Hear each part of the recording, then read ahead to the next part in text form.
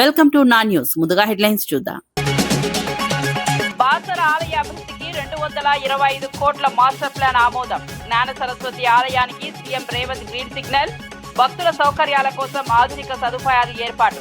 EV వాహనాలకు మాత్రమే అనుమతి. ఆలయ పరిసరాల్లో నిర్ణయం. అమరావతి పనులపై సీఎం చంద్రబాబు సమీక్ష.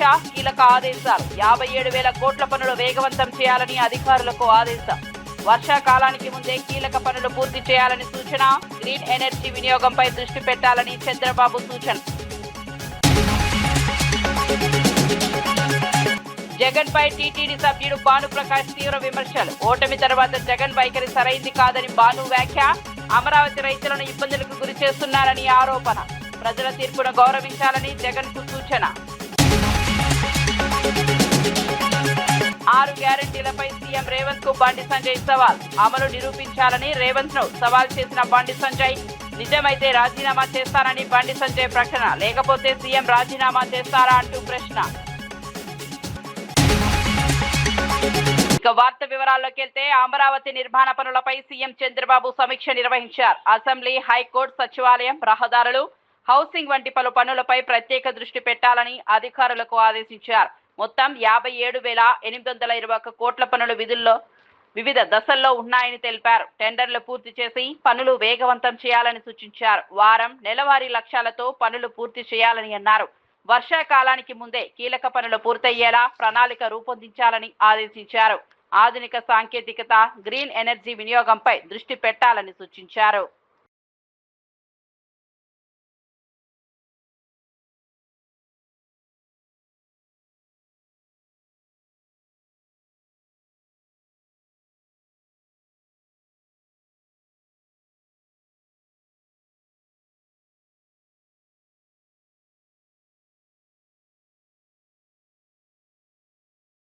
నిర్మల్ జిల్లా బాసర జ్ఞాన సరస్వతి ఆలయ అభివృద్ధికి ముఖ్యమంత్రి రేవంత్ రెడ్డి కీలక నిర్ణయం తీసుకున్నారు. 225 కోట్లతో రూపొందించిన మాస్టర్ ప్లాన్ కు గ్రీన్ సిగ్నల్ ఇచ్చారు. ఆగమ శాస్త్రం ప్రకారం ఈ నెల 6న శంకుస్థాపన కార్యక్రమం నిర్వహించనున్నారు. ఆలయ పరిసరాల్లో రాజకీయ కార్యకలాపాలను నిషేధించాలని, కేవలం ఈవీ వాహనాలకు మాత్రమే అనుమతి ఇవ్వాలని అధికారులకు స్పష్టమైన ఆదేశాలు జారీ చేశారు. భక్తుల సౌకర్యాలను దృష్టిలో ఉంచుకొని విశాల రహదారులు, ఆధునిక సదుపాయాలు కల్పించాలని సూచించారు. భవిష్యత్ అవసరాలకు అనుగుణంగా ఆలయాన్ని అభివృద్ధి చేయాలని ప్రభుత్వం లక్ష్యంగా పెట్టుకుంది. భక్తుల విశ్వాసాలకు భంగం కలగకుండా అన్ని చర్యలు తీసుకోవాలని సీఎం స్పష్టం చేశారు. అకాల వర్షాలు, ఈదురుగాలుల కారణంగా దెబ్బతిన్న పంటలను బీఆర్ఎస్ నేత కిరణ్ కుమార్ పరిశీలించారు. రైతులు తీవ్ర నష్టాలను ఎదుర్కొంటున్నారని తెలిపారు. కాంగ్రెస్ ప్రభుత్వం రైతులకు సరైన పరిహారం అందించడంలో విఫలమైందని విమర్శించారు. ప్రభుత్వం వెంటనే నష్టం అంచనా వేయడానికి సర్వే నిర్వహించాలని కోరారు. నష్టపోయిన ప్రతి రైతుకు ఎకరాకు 25,000 చొప్పున పరిహారం చెల్లించాలని డిమాండ్ చేశారు. పంటల నష్టంతో రైతులు ఆర్థికంగా ఇబ్బందులు పడుతున్నారని పేర్కొన్నారు. రైతులను ఆదుకునే చర్యలు తీసుకోవాలని సూచించారు. ప్రభుత్వ స్పందన త్వరగా రావాలని కోరారు. నష్టపరిహారం అంది. ఈ రోజు కూడా మొత్తం నియోజకవర్గ వ్యాప్తంగా, రాష్ట్ర వ్యాప్తంగా ఈదురుగాలులతోని అన్ని రకాల పంటలు, మొక్కజొన్న అయితేనేమి, జొన్న అయితేనేమి, మామిడి రైతులకు మామిడికాయ పడిపోవడం అయితేనేమి, అన్ని రకరకాల పంటలన్నీ పాడైపోయి నేల కొరిగి రైతులందరూ నష్టపోయారు. అయినా ఏ ఒక్క అధికారి కానీ, ఏ ఒక్క నాయకుడు కానీ సందర్శించిన దాఖలాలు లేవు. ఓన్లీ డొల్లా డప్పు కొట్టుకోవడానికి, వాళ్ళది వాళ్ళు సొంత కవితలు చెప్పుకోవడానికి మాత్రమే గ్రామ సభల పేరు మీద గ్రామ సభలు, ఓన్లీ కాంగ్రెస్ కార్యకర్తలు, వాళ్ళకు సంబంధించిన నాయకులు కూర్చొని తూతూ మంత్రంగా ప్రజల సమస్యల గురించి కాదు, 1-2 ఏదైతే అమలు చేసిర్రో 420 హామీలకి వెళ్ళి ఏదైతే పనికిరాని ఒక చెత్త పథకము, ఫ్రీ బస్సు మా ఊరికి ఇక్కడ ఏదైతే ఇప్పుడు ఏ విలేజ్లో అయితే ఉన్నాను బాగుంది అని ఇక్కడ బస్సే రాదు. అట్లాంటప్పుడు ఇక్కడ మహిళలకు అది అందుబాటులో రానట్టే లెక్క. సో మా నియోజకవర్గంలో దాదాపు ఒక 50 నుంచి 60 ఊర్ల వరకు బస్సులే రావట్లేదు. కాబట్టి ఆ 60 ఊర్లకు సంబంధించి ఏదైతే మీరు గృహలక్ష్మి పథకం అన్నారో, ఆ గృహలక్ష్మి పథకంలో ఏదైతే ఆర్టీసీ బస్సు ఫ్రీ అన్నారో అది వాళ్ళకి రానట్టు. కాబట్టి ఏ రకంగా ఆదుకుంటుంది మీరు? చాలా మంది ఏమంటున్నారు అని అంటే, ఈ పథకాలన్నీ ఇచ్చే బదులు మాకు రైతుకు ఇవన్నిటికీ గిట్టుబాటు ధర ఇస్తే మా అంతటా మేమే రైతు రాజులాగా ఉంటాము, మీ పథకాల కోసం ఎవడు ఆశపడుతున్నాడు అని చెప్పేసి రైతులందరూ తిరగబడుతున్నారు.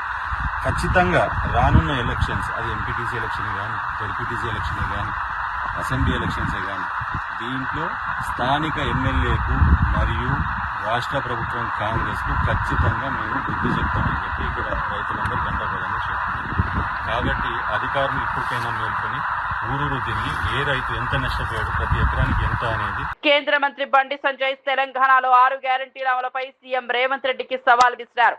ప్రభుత్వం అమలు చేసినట్లు నిరూపించాలని డిమాండ్ చేశారు. నిజంగా అమలు చేసి ఉంటే తాను రాజీనామా చేస్తానని ప్రకటించారు. లేకపోతే ముఖ్యమంత్రి పదవికి రాజీనామా చేస్తారా అని ప్రశ్నించారు. ప్రజలకు ఇచ్చిన హామీలను అమలు చేయడం ప్రభుత్వ బాధ్యత అని పేర్కొన్నారు. పారదర్శకతతో పనిచేయాలని సూచించారు. ఈ అంశంపై స్పష్టత ఇవ్వాలని డిమాండ్ చేశారు. తెలుసుకొని పోయి ముఖ్యమంత్రి గారు చెప్పేటి అన్ని అబద్ధాలే అని చెప్పి అక్కడ రాష్ట్రం కాబట్టి ఇలా 2 రాష్ట్రాల్లో ఓడిపోవడానికి రాష్ట్ర ముఖ్యమంత్రి కారణం. బీహార్లో, మహారాష్ట్రలో, హర్యానాలో కాంగ్రెస్ పార్టీ ఓడిపోవడానికి కారణం మన రాష్ట్ర ముఖ్యమంత్రి గారే. ఎందుకంటే ఈయనే స్టార్ క్యాంపెయిన్గా వెళ్ళాడా, ఊకదప్పుడు ఉపన్యాసాలు ఇచ్చినాడా, 6 గ్యారెంటీలు అమలు చేసినా వచ్చి చూసుకోండి అన్నారు. అప్పుడు మేం పోయినాం. కర్ణాటకలో చూడండి 6 గ్యారెంటీలు, తెలంగాణలో చూడండి గ్యారెంటీలు ఏమైనాయో, గ్యారెంటీలకే గ్యారెంటీలు లేని పరిస్థితి. నువ్వు చూడండి అని చెప్పినాక ప్రజలు వాస్తవాలు గ్రహించే ఇవాళ ఎక్కడ చురుకు పెట్టాలో అక్కడ చురుకు పెట్టారు. ఇవాళ కేరళంలో జరిగే కూడా అదే పరిస్థితి. 2500 రూపాయలు రాష్ట్ర ముఖ్యమంత్రి ఇచ్చిన గుండె మీద చేసుకుని చెప్పు. 2500 రూపాయలు మహిళలకు ఇచ్చినావా? 6 గ్యారెంటీలు అది ఉంది కదా. 4000 రూపాయలు మీరు ఆసరా పెన్షన్ ఇచ్చినావా? 6 గ్యారెంటీలు అది ఉంది కదా. తులం బంగారం ఎవరికైనా ఇచ్చినావా? నువ్వు స్కూటీలు ఎవరికైనా ఇచ్చినావా? రైతు కూలీలకు 12,000 రూపాయలు ఇచ్చినావా? కౌలు రైతులకు ఎకరానికి 15,000 రూపాయలు ఇస్తాను. మళ్ళీ ఏమంటే ఎకరానికి 12,000 ఇస్తాడ. ఎకరానికి మిల్లు ఇయ్యడిగా, మళ్ళీ ఇయ్యడిగా. నిరుద్యోగ వృద్ధి ఇస్తానవా? ఇయ్యలేదు. విద్యార్థి భరోసా కార్డు ఇస్తానవా? ఇయ్యలేదు. ఇక ఫీజు ఏమనిపిస్తారు, ఇక పదవి విరమణ పొందినటువంటి ఉద్యోగస్తులకు మళ్ళీ పైసలు ఇస్తలేవు. ఇది దౌర్భాగ్యమైన పరిస్థితులు. డిఏలు లేవు, ఆరోగ్యశ్రీ పైసలు లేవు. ఇంత దారుణమైన పరిస్థితి ఉంటే ఏం లేకుండా నిస్సిగ్గుగా కేరళ పోయి 6 గ్యారెంటీలు అమలు చేసి చూసుకున్నట్టు నేను కేరళ మీడియాకి విజ్ఞప్తి చేస్తున్నా. కేరళ నుంచి మీడియా రావాలే. నేను సవాల్ చేస్తున్నా. అలా హుజాబాద్ గడ్డ మీకెళ్ళి సవాల్ చేస్తున్నా. ముఖ్యమంత్రి గారికి సవాల్ చేస్తున్నా. చలో మీరు రాండి, నేను కూడా వస్తా. ఏ గ్రామానికైనా పోదాం. 2500 రూపాయలు మాకు ఇస్తున్నా అని చెప్పి ఒక్క మహిళతో చెప్పిస్తే చలో నేను రాజీనామా చేస్తాను. నువ్వు రాజీనామా చేస్తావా? 4000 రూపాయలు ఆసరా పెన్షన్ ఇస్తున్నామని చెప్పి నువ్వు ఒప్పిస్తే నేను రాజీనామా చేస్తాను. నిరుద్యోగ వృత్తి ఇస్తున్నామంటే ఒప్పి రాజీనామా చేస్తాను. నువ్వు చేయి. విద్యార్థి భరోసా కార్డు ఇస్తున్నామని చెప్పి ఒప్పి నేను రాజీనామా ఇస్తాను. రాజీనామా చేయి. రైతులకు నువ్వు ఇస్తానా 15,000 రూపాయలు రైతు భరోసా ఇస్తున్నట్టు ప్రూవ్ చేయి. రైతు కూలీలకు 12,000 ఇస్తున్నా చెప్పి ప్రూవ్ చేయి. రాజీనామా చేస్తాను. 6 గ్యారెంటీలు అమలు చేయాలని ప్రూవ్ చేస్తా. నేను ప్రూవ్ చేయనంటే నేను రాజీనామా చేస్తాను. నువ్వు ప్రూవ్ చేస్తావు నువ్వు లేకపోతే రాజీనామా చేయి. ఫిషరీస్ కార్పొరేషన్ చైర్మన్ మెట్టు సాయి కుమార్ బీఆర్ఎస్ పార్టీపై తీవ్ర విమర్శలు చేశారు. బీఆర్ఎస్ రాజకీయ విధానం ప్రజాస్వామ్యానికి విరుద్ధంగా ఉందని అన్నారు. బీజేపీతో కుమ్మపై రాజకీయాలు చేస్తున్నారని ఆరోపించారు. ఎన్నికల్లో కలిసి పనిచేసినట్లు పేర్కొన్నారు. ప్రజలు ఈ రాజకీయాలను గమనించాలని సూచించారు. నైతిక విలువలు పాటించాలని అన్నారు. రాష్ట్ర రాజకీయాల్లో పారదర్శకత అవసరమని పేర్కొన్నారు. ప్రజల నమ్మకాన్ని నిలబెట్టే విధంగా వ్యవహరించాలని సూచించారు. అటు బీఆర్ఎస్ సిపిఐతో అని చెప్పుకుంటూ కాతేపల్లిలో రాజకీయ వ్యవహారాలు ఎప్పుడు కూడా బీఆర్ఎస్ పార్టీ స్పష్టంగా నేరుగా ఎప్పుడు చేయలేదు, చేయబోదు. ఎందుకంటే రాజకీయ వ్యవహారాలకు బస్టు పట్టించే చేత బీఆర్ఎస్ పార్టీది, అది కేటీఆర్ది. ఇలాంటి చిల్లర రాజకీయాలు మానుకొని రాష్ట్రంలో ఉన్నటువంటి రాజకీయ సంస్కరణలు తీసుకొచ్చే విధంగా ముందుకెళ్తా ఉంటే వ్యభిచారమైన రాజకీయాలు చేయడంలో బీఆర్ఎస్ పార్టీ ముందుంది. ఇప్పుడు ఈ ద్వారా తెలిసిపోయింది బీఆర్ఎస్ బీజేపీ ఎప్పుడు ఒకటేనని. 2024 పార్లమెంట్ ఎన్నికలు కానివ్వండి, అదేవిధంగా ఎమ్మెల్సీ ఎన్నికలు కానివ్వండి, బై ఎలక్షన్ కానివ్వండి, సర్పంచ్ కానివ్వండి, మున్సిపల్ కానివ్వండి, ఇప్పుడు స్పష్టంగా నేడు ఇబ్రహీంపట్నంలో చైర్మన్ గా బీఆర్ఎస్ పార్టీ అభ్యర్థి, అదేవిధంగా వైస్ చైర్మన్ గా బీజేపీ పార్టీ అభ్యర్థి. ఇది మీ యొక్క రాజకీయ వ్యభిచారానికి పరకాష్ట. క్యాతన్పల్లిలో అక్రమంగా అన్యాయంగా బీఆర్ఎస్ పార్టీ ఇతరులతో వారిని ఇబ్బంది పెట్టుకుంటూ చిల్లర పనులు చేసే బాల్కా సుమన్ కానివ్వండి, బీఆర్ఎస్ పార్టీ నాయకులకు భవిష్యత్తులో చెన్నూరు నుంచి అదేవిధంగా రాజకీయాల నుంచి విరమణ తప్పదు. 3 రాజధానుల అంశంపై సజ్జల కీలక వ్యాఖ్యలు చేశారు. అసెంబ్లీ, ఎగ్జిక్యూటివ్, జ్యుడిషియల్ వ్యవస్థలను వేరువేరు ప్రాంతాల్లో ఏర్పాటు చేసిన విషయాన్ని గుర్తు చేశారు. అభివృద్ధి కోసం నిర్ణయాలు తీసుకున్నామని తెలిపారు. వాటిని విమర్శించడం సరైంది కాదని పేర్కొన్నారు. 3 ముక్కలాటగా చూపించడం తగదని అన్నారు. రాష్ట్ర సమగ్ర అభివృద్ధి లక్ష్యంగా ఈ విధానాన్ని అమలు చేశామని వివరించారు. ప్రజలకు ప్రయోజనం కలిగే విధంగా నిర్ణయాలు తీసుకున్నామని తెలిపారు. ప్రజలకు గుదిబండ కాకుండా 5 కోట్ల మంది ప్రజలకు రాష్ట్రానికి ఒక మంచి గ్రోత్ ఇంజన్ లాంటి క్యాపిటల్ కావాలి, ఎకనామిక్ పవర్ హౌస్ కావాలి. ఇది ఇతర నగరాలతో అతి తక్కువ సమయంలో పోటీ పడగలిగిన సామర్థ్యం దీనికి రావాలి. ఇందులో ఏమైనా తేడా ఉందా? ఎందుకంటే ఆయన క్లారిటీ ఆఫ్ థాట్ ఉంది. నేను మళ్ళీ చెప్తున్నా కదా, clarity of thought Jaganmohan Reddy గారికి ఏమో అది ఉంది, చంద్రబాబు నాయుడు గారికి ఏమో క్లారిటీ ఆఫ్ థాట్ ఏదంటే ఈ ప్రాజెక్టు ఆయన దృష్టిలో ఇది ఒక ప్రాజెక్టు, ఈ ప్రాజెక్టు టేకప్ చేశాక ఎగ్జాస్టివ్ గా పిండుకోవడం ఎట్లా, మూలుగతో సహా దీన్ని లాగడం ఎట్లా. మూలుగతో సహా కూడా న్యాచురల్ కాదు, అవసరం లేనిది ఎక్కువ ప్లాన్ చేసి ఇన్ఫ్లేటెడ్ ప్రపంచంలో ఎక్కడా లేని రేట్లు పెట్టి దానికి ఏదో ఒక అందమైన పేర్లు పెట్టి ఎవరికో కట్టబెట్టి తద్వారా వచ్చే దీన్ని నిరంతరం ఒక 6 hours పవర్ ఇంజన్ పెట్టి మోటార్ ఇంజన్ పెట్టి లాగితే నీళ్లు ఎట్లా కొడతాండొచ్చు, పర్మనెంట్ కొట్టుకోవడం ఎట్లా, తన గజ దొంగల ముఠ. ఇది ఆయన ప్లాన్.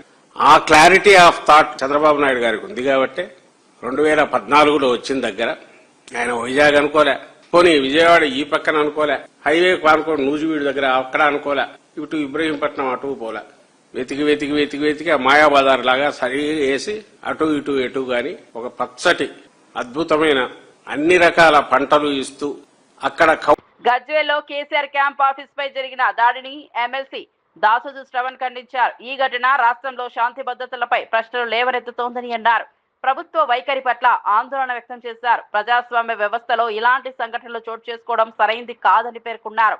రాజకీయ భేదాలు ఉన్న హింసకు తావు ఇవ్వకూడదని సూచించారు.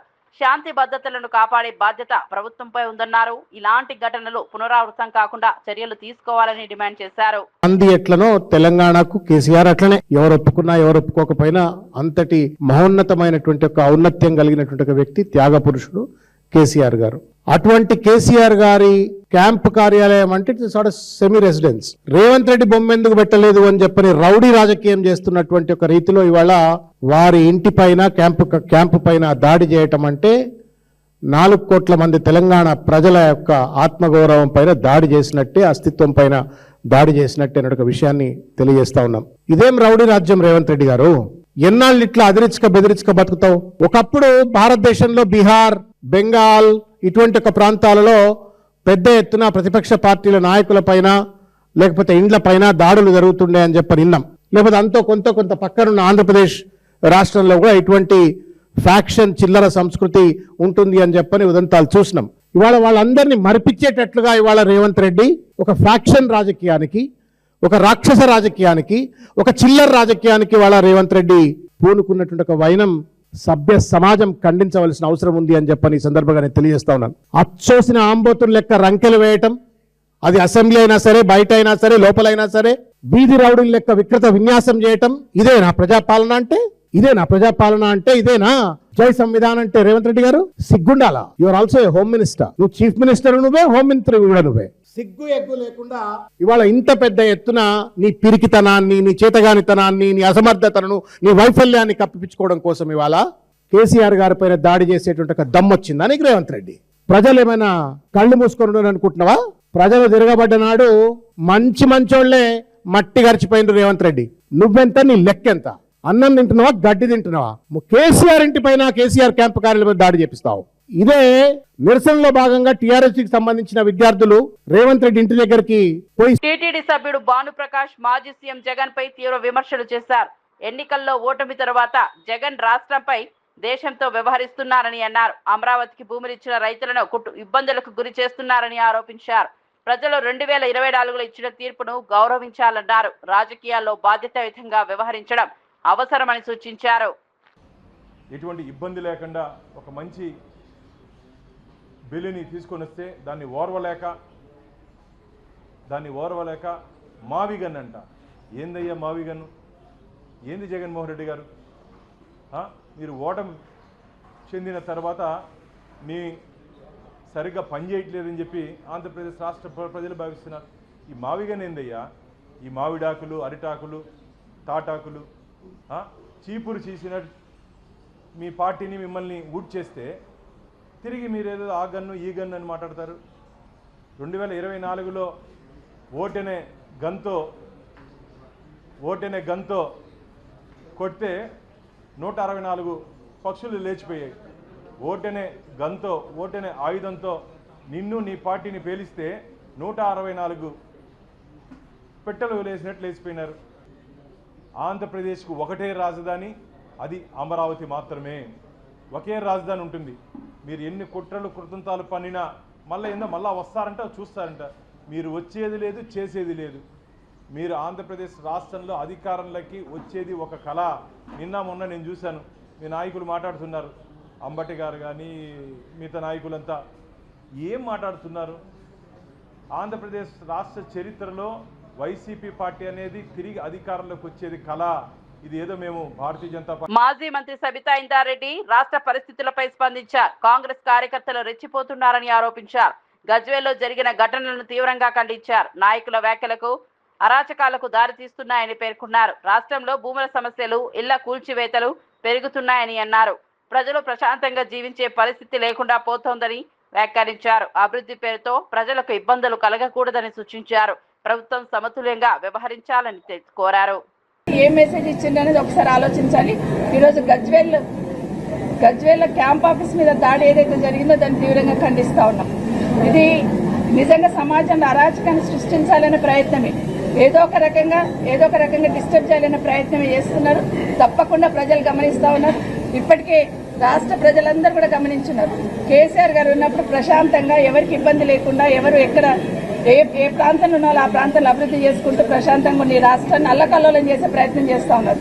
ఒక సైడ్ భూములు లాక్కోవడం, ఇంకో సైడ్ క్యాంప్ ఆఫీసుల మీద దాడి చేయడం, ఇంకో సైడ్ ఏమో బీఆర్ఎస్ పార్టీ తరఫున ఉన్న సోదరులని, కార్పొరేటర్ కౌన్సిలర్లని అందరినీ కూడా లాక్కోవాలనే ప్రయత్నం, ఈరోజు మూసీ దగ్గర ఉన్న ఇళ్లను కూల్చాలనే ప్రయత్నం. ఎక్కడ చూసినా కూడా ఈ రోజు నిజంగా తెలంగాణ తల్లి కన్నీరు పెట్టుకుంటుంది. ఏ మూలకు చూసినా అరాచకం, ఏ మూలకు చూసినా భూములు లాక్కోవడం, ఏ మూలకు చూసినా ఇండ్లు కూలగొట్టడం. ఏది వద్దు, అధికారం ఉందని ఒక అధికార మదంతో ప్రభుత్వం ప్రవర్తిస్తుంది. ఖచ్చితంగా తెలంగాణ రాష్ట్ర ప్రజలందరూ కూడా గమనిస్తా ఉన్నారు. వచ్చే కాలంలో తప్పకుండా బుద్ధి చెప్తారని కూడా తెలియదు. బీఆర్ఎస్పీ అధ్యక్షుడు గెల్లు శ్రీను మూసీ ప్రాజెక్టుపై తీవ్ర ఆరోపణలు చేశారు. మూసీ అభివృద్ధి పేరుతో 1000 ఎకరాల భూములను ఆక్రమించే ప్రయత్నం జరుగుతోందని పేర్కొన్నారు. విద్యార్థులు ఈ విషయంపై అప్రమత్తంగా ఉండాలని పిలుపునిచ్చారు. తెలంగాణ ఉద్యమంలో విద్యార్థుల పాత్రను గుర్తు చేసి ఇప్పుడు కూడా ప్రజల హక్కుల కోసం ముందుకు రావాలని సూచించారు. అభివృద్ధి పేరుతో ప్రజల భూములను తీసుకోవడం సరైంది కాదని అన్నారు. ప్రభుత్వం పారదర్శకంగా వ్యవహరించాలని డిమాండ్ చేశారు. ప్రజల ప్రయోజనాలను కాపాడే విధంగా నిర్ణయాలు తీసుకోవాలని సూచించారు. మూసీ నదిని శుద్ధి చేయాలి, శుద్ధి జలాలు మాత్రమే కిందికి వెళ్ళాలనే విధంగా అందరు కోరుకుంటా అంటే ఇవాళ రేవంత్ రెడ్డి గారు శుద్ధిని పక్కకు పెట్టిండు. ఇవాళ అభివృద్ధి పేరు మీద మొత్తం దాదాపు 3500 ఎకరాలు మూసికి అటుపక్క ఇటుపక్క అక్వైర్ చేసి పెద్ద పెద్ద హోటళ్లకు, పెద్ద పెద్ద ఆకాశ ఆర్మల్ లాంటి బిల్డింగ్లు కట్టాలనే ఉద్దేశంతో ఇవాళ రేవంత్ రెడ్డి గారు ఇవాళ బలవంతంగా ప్రజల నెత్తి మీద రాష్ట్ర ప్రభుత్వాన్ని తాకట్టు పెట్టి దాదాపు 1,50,000 కోట్ల రూపాయలు ప్రపంచ బ్యాంకు నుంచి, జైకా నుంచి నిధులు తీసుకొచ్చి ఇవాళ తెలంగాణ ప్రజల మీద ఆర్థిక పరమైన భారాన్ని మోపాలని చూస్తుండు. ఆ భారం ఇవాళ మన మీద ఉంటుంది, రేపు రాబోయే తరాల మీద ఉంటుంది. కాబట్టి దీనికి వ్యతిరేకంగా ప్రజలందరినీ కూడా చైతన్యం చేయాల్సిన బాధ్యత మన అందరి మీద ఉంది. కాబట్టి మూసీ ప్రాంత ప్రజలందరూ కదలాల్సిన అవసరం ఉంది, వాళ్ళందరినీ కదిలించాల్సిన అవసరం ఉందని చెప్పి ఈ సందర్భంగా మీకు విజ్ఞప్తి చేస్తూ ఉన్నా. కేసీఆర్ గారు కాళేశ్వరం ప్రాజెక్టు నిర్మాణం చేయడం వల్ల తెలంగాణ రైతాంగం బాగుపడ్డది. దాని ద్వారా కొత్త పరిశ్రమలు వచ్చినాయి, చాలా లక్షలాది మందికి ఉద్యోగ అవకాశాలు దొరికింది, వ్యవసాయ రంగాన్ని స్థిరీకరించడం జరిగింది. చెరువులను పూర్తిగా తీయడం వల్ల ఇవాళ గ్రామాలలో, పట్టణాల్లో కూడా ఇవాళ భూగర్భ జలాలు పెరిగే పరిస్థితి ఇవాళ కేసీఆర్ గారు చేపట్టిన మిషన్ కాకతీయ ద్వారా అది సాధ్యమైంది. కేసీఆర్ గారు ప్రజలకు ఉపయోగపడే కార్యక్రమాలు కేసీఆర్ గారు తీసుకుంటే ఇవాళ రేవంత్ రెడ్డి గారు మాత్రం వాళ్ళ దగ్గర వాళ్లకు కాంట్రాక్టులు అప్పగించాలనే ఉద్దేశంతో ఇవాళ ఈ మూసీ నది ప్రాజెక్టును తీసుకున్నారు. కాబట్టి దీనికి వ్యతిరేకంగా మనం అందరం కూడా పోరాటం చేయాల్సిన అవసరం ఉంది. ఒక దిక్కు చదువుకుంటే మంత్రి గంగుల కమలాకర్ మున్సిపల్ ఎన్నికలపై స్పందించారు. 51 రోజులుగా ఒత్తిడులు ఎదురైనా బీఆర్ఎస్ సిపై కౌన్సిలర్లు వెనక్కు తగ్గలేదని తెలిపారు. ప్రజల తీర్పును గౌరవించి వెంటనే ఎన్నికలు నిర్వహించాలని డిమాండ్ చేశారు. ఇబ్రహీంపట్నం, కేతనపల్లి, ఖానాపూర్ మున్సిపాలిటీలో ఎన్నికలు ఆలస్యం అవుతున్నాయని చెప్పారు. ఎన్నికల అధికారులతో పాటు పోలీస్ యంత్రాంగం తక్షణ చర్యలు తీసుకోవాలని కోరారు. ప్రజాస్వామ్య విధానాలు నిలబెట్టడం అత్యంత ముఖ్యమని పేర్కొన్నారు. ప్రజల నమ్మకాన్ని నిలబెట్టేలా వ్యవహరించాలని సూచించారు. సమస్యలు పరిష్కరించేందుకు ప్రభుత్వం ముందుకు రావాలని కోరారు.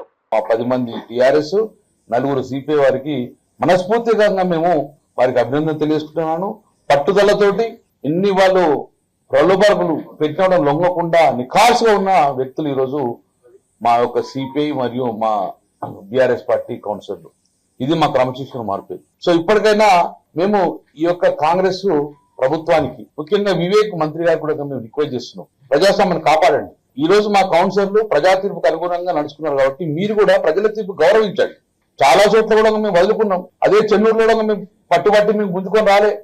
అదే ప్రజల తీర్పుని గౌరవించినాం కాబట్టి చెన్నూరు మున్సిపాలిటీ క్లియర్ గా మేము డిస్టర్బ్ చేయకుండా కాంగ్రెస్ పార్టీకి ఓట్లు పడ్డాయి కాబట్టి కాంగ్రెస్ పార్టీ చేసినాం.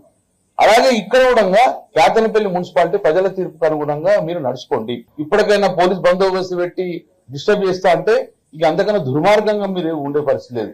అందుకే ప్రభుత్వాన్ని కూడా పోలీసు యంత్రాంగాన్ని కూడా ముఖ్యంగా మంత్రి గారు రిక్వెస్ట్ చేస్తున్నాము, ప్రజా తీర్పును మీరు గౌరవించి ఎన్నికలు సజావుగా జరిగేసి మున్సిపల్ చైర్మన్ గా ప్రజల తీర్పు ప్రకారం. టీటీడీ చైర్మన్ బీఆర్ నాయుడిని వెంటనే తొలగించాలని వైసీపీ నేతలు బనకానపల్లిలో నిరసన చేపట్టారు. మాజీ ఎమ్మెల్యే కాటసాని రామిరెడ్డి ఆధ్వర్యంలో నిర్వహించిన ఈ ఆందోళనలో స్థానిక ఆంజనేయ స్వామి ఆలయంలో ప్రత్యేక పూజలు నిర్వహించారు.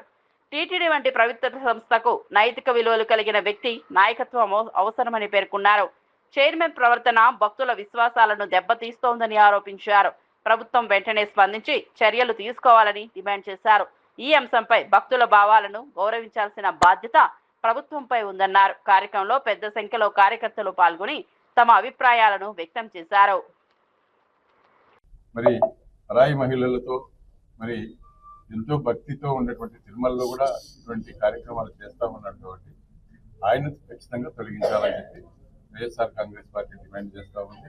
ఈ యొక్క తిరుమల తిరుపతి దేవస్థానానికి మరి చైర్మన్ గా అర్హుడు కాదు కాబట్టి మేము ఒకటే డిమాండ్ చేస్తా ఉన్నాం. మీరు ఎందుకంటే ఇది ప్రజలకు సంబంధించింది, ప్రజల యొక్క మనోభావాలకు సంబంధించింది, హిందువుల యొక్క మనోభావాలకు సంబంధించింది కాబట్టి మీరు తక్షణమే ఆయన్ను ఆ పదవి నుంచి తొలగించండి. ఆలయం యొక్క పవిత్రతను కాపాడమని చెప్పి మేము డిమాండ్ చేస్తాము. మూసీ ప్రాజెక్టుపై దాఖలు చేసిన ఎన్జీటీ కేసు డిస్మిస్ కాలేదని బీఆర్ఎస్ నేత కార్తిక్ రెడ్డి స్పష్టం చేశారు.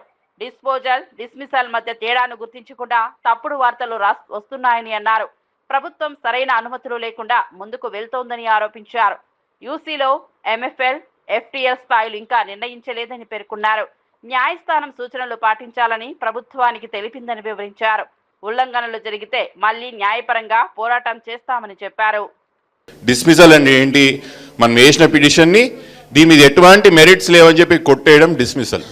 డిస్పోజల్ అంటే ఏంటి? మేము వేసినటువంటి కేసుని ఆమోదిస్తూ ఎస్ వాళ్ళు చేస్తా అంటారు కదా, మేము వేచి చూద్దాం అనేది డిస్పోజల్. ఏం జరిగింది? మేమేం అడిగినాం? ఎన్జీడీకి పోయినప్పుడు మేమేం అడిగినాం? ప్రభుత్వం కొన్ని అనుమతులు తీసుకోకుండా ముందుకు పోతున్నది. మూసీలో ఉన్నవంటి ఎంఎఫ్ఎల్ లెవెల్స్ ఫిక్స్ కాలేదు, ఫ్లడ్ లెవెల్స్ ఫిక్స్ కాలేదు. ఫిక్స్ కాకుండా వీళ్ళు ముందరికి ఎట్లా పోతారని మనం అడిగినప్పుడు జడ్జి గారు అక్కడ ఉన్న ఏజీపీకి ఏం అడిగిర్రు? మీ పరిస్థితి ఏంది? మళ్ళీ వీళ్ళు చెప్తున్నటువంటి ప్రేయర్ అంతా కరెక్టే కదా?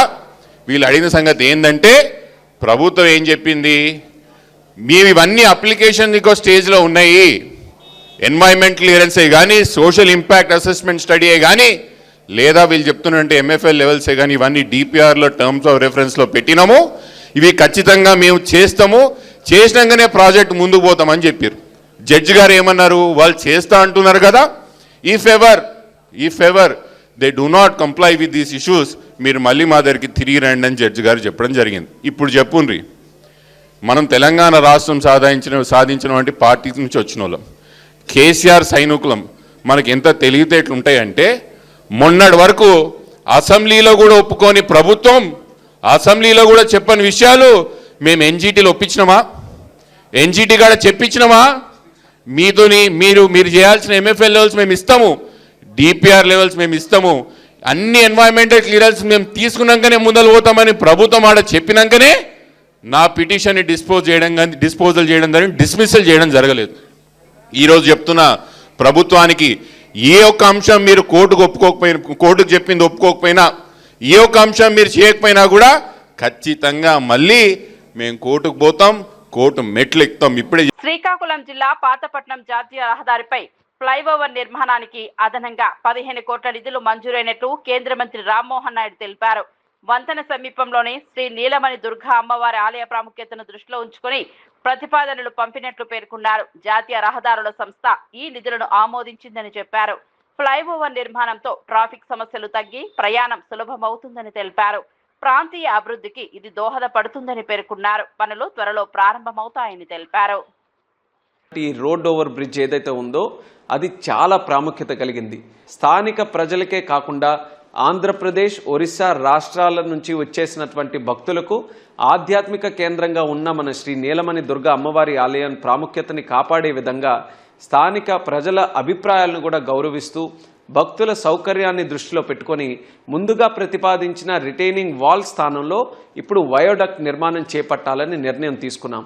అదనపు నిధులు మంజూరు అయ్యాయి కాబట్టి మరింత వేగంగా ఈ ప్రాజెక్టుని పూర్తి చేసి ప్రజలకి అందుబాటులో తీసుకొని వస్తానని కూడా నేను తెలియజేస్తున్నాను.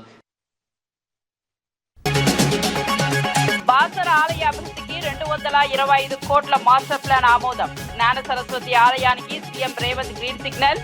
భక్తుల సౌకర్యాల కోసం ఆధునిక సదుపాయాలు ఏర్పాటు. ఈవీ వాహనాలకు మాత్రమే అనుమతి. ఆలయ పరిసరాల్లో నిర్ణయం. అమరావతి పనులపై సీఎం చంద్రబాబు సమీక్ష. కీలక ఆదేశాలు. 57,000 కోట్ల పనులు వేగవంతం చేయాలని అధికారులకు ఆదేశం. వర్షాకాలానికి ముందే కీలక పనులు పూర్తి చేయాలని సూచన. గ్రీన్ ఎనర్జీ వినియోగంపై దృష్టి పెట్టాలని చంద్రబాబు సూచన. జగన్ పై టీటీడీ సభ్యుడు భానుప్రకాష్ తీవ్ర విమర్శలు. ఓటమి తర్వాత జగన్ వైఖరి సరైంది కాదని భాను వ్యాఖ్య. అమరావతి రైతులను ఇబ్బందులకు గురి చేస్తున్నారని ఆరోపణ. ప్రజల తీర్పును గౌరవించాలని జగన్ కు సూచన. 6 గ్యారెంటీలపై సీఎం రేవంత్ కు బండి సంజయ్ సవాల్. అమలు నిరూపించాలని రేవంత్ ను సవాల్ చేసిన బండి సంజయ్. నిజమైతే రాజీనామా చేస్తానని బండి సంజయ్ ప్రకటన. లేకపోతే సీఎం రాజీనామా చేస్తారా అంటూ ప్రశ్న.